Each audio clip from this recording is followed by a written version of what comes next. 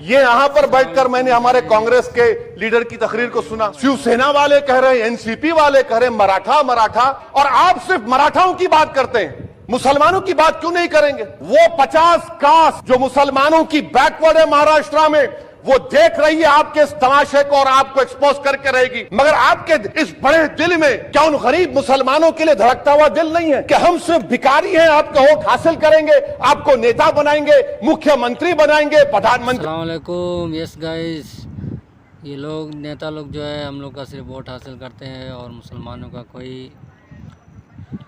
कोई साथ देने वाला नहीं है आजकल, और लोग अपने नेता को सही चुनते नहीं है, इसलिए बहुत मुश्किल होती है।